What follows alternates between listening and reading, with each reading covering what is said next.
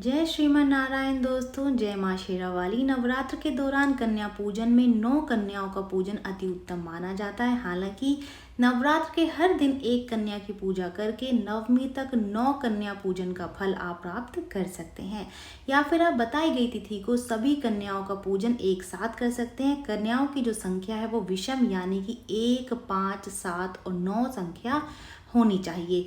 3 से 10 साल तक की कन्याओं का पूजन करना चाहिए। कन्याओं के साथ एक बालक को भी भोजन जरूर से कराना चाहिए। बालक को बटुक, भैरव और लंगूर के रूप में पूजा जाता है।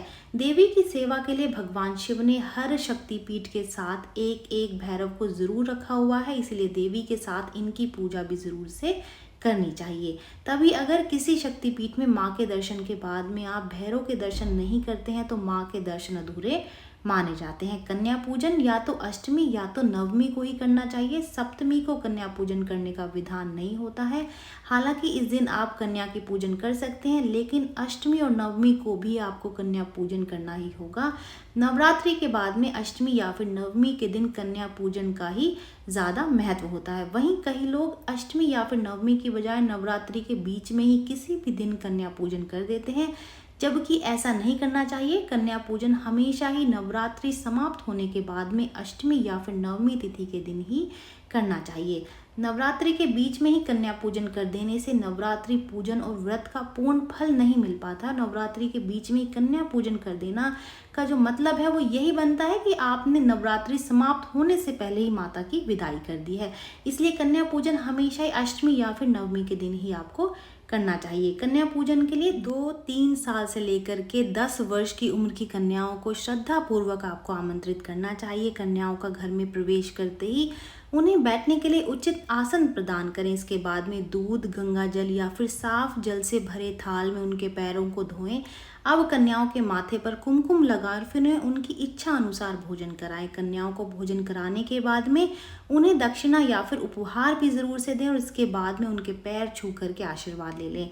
नवरात्र भोजन कराने के साथ में कन्याओं को भेंट में कुछ उपहार देने की परंपरा बरसों से चली आ रही है और ये माना जाता है कि नवरात्र में माँ भवानी इन छोटी कन्याओं के रूप में आशीर्वाद देने के लिए आपके घर आती हैं। इन कन्याओं को आदर के साथ में घर पर बुलाना चाहिए। इन्हें सम्मान के साथ में भोजन करा करके इन्हें कुछ चीज़ें भेंट में अवश्य ही देनी चाहिए। तो चलिए आज आप इस वीडियो के माध्यम से जानेंगे ऐसी ही 5 ज़रूरी चीज़ों के बारे में जिनको कि कन्या को देने से भगवती आप पर प्रसन्न होती हैं। साथ ही आप जानेंगे उन 2 चीज़ों के बारे में भी जिनको कि आपको कन्याओं को विदा करते समय अवश्य ही उनको देना चाहिए।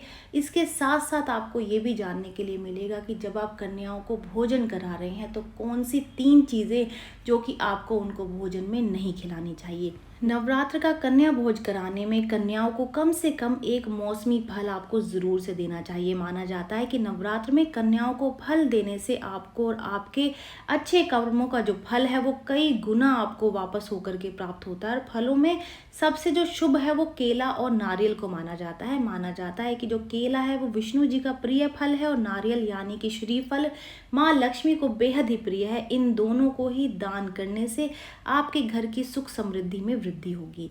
कन्या भोज को कराने के लिए आपको कम से कम एक मिठाई को भी शामिल करना चाहिए। अगर किसी वजह से आप मिठाई शामिल ना कर पाएँ तो घर में साफ सुथरे ढंग से बनाया हुआ सूजी या फिर आटे का हलवा भी आप माता का भोग लगा करके कन्याओं को खिला सकते हैं। ऐसा करने से आपके गुरु ग्रह की मजबूती बढ़ती है और माँ भगवती भी इससे प्रसन्न होती हैं। नवरात्र में कन्या भोज कराने के बाद में भेंट में कन्याओं को श्रृंगार की सामग्री भी आपको उपहार में देनी चाहिए। ये श्रृंगार सामग्री पहले माता को आप अर्पित करें और उसके बाद में छोटी छोटी कन्याओं में बांट दें। मान्यता है कि कन्याओं द्वारा ये ली गई श्रृंगार सामग्री सीधे माता द्वारा स्वीकार कर ली जाती है। परंपराओं के अनुसार कन्याओं को जब आप विदा करते हैं या जब उनकी विदाई करते हैं, जब वो आपके घर से भोज करके जा रही होती हैं तो विदाई में उनको कोचा ज़रूर से दिया जाता है। इस कोचे में चावल और गुड़ दिया जाता है। मान्यता है कि इससे आपके घर में धन धान्य में वृद्धि होती है। नवरात्र में भी आप कन्या भोज अगर कर रहे हैं तो विदा करते समय कन्याओं को उपहार के साथ में थोड़ा सा चावल और जीरा भी जरूर से देना चाहिए। इससे आपके घर में संपन्नता बढ़ती है। नवरात्र में कन्याओं को विदा करते करते समय उन्हें दक्षिणा के स्वरूप कुछ पैसे रुपए भी ज़रूर देने चाहिए। ऐसा करने से माँ लक्ष्मी आप पर प्रसन्न होती हैं और आपके भंडार भर देती हैं। हो सके तो कन्याओं को अपनी सामर्थ्य के अनुसार 11, 21 या फिर 51 रुपये आपको देने चाहिए। वैसे तो कन्याओं को यथाशक्ति अनुसार भोजन कराना चाहिए। माँ भगवती को खीर, मिठाई, फल, हलवा, मालपुआ, चना ये सब बहुत प्रिय हैं, इसलिए कन्या पूजन के दिन कन्याओं को खाने के लिए पूरी, चना और हलवा दिया जाता है। कन्याओं को केसर युक्त खीर, हलवा, पूरी खिलाना चाहिए। ये सबसे ज़्यादा शुभ माना जाता है। ध्यान रखें कि उनके लिए बनाए खाने में लहसुन, प्याज का इस्तेमाल ना हो और खाने में कभी भी मशरूम और प्याज के पत्ते की सब्जी भी ना बनाएं, क्योंकि इसको भी तामसिक की श्रेणी में ही माना जाता है। और अगर आप चाहते हैं कि आपकी पूजा और व्रत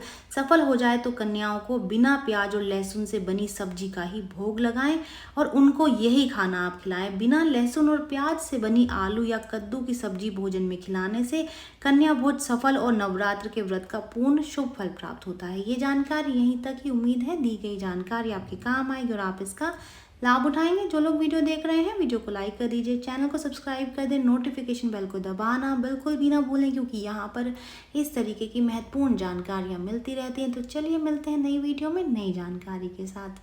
जय श्रीमन नारायण दोस्तों, जय माँ शेरावाली।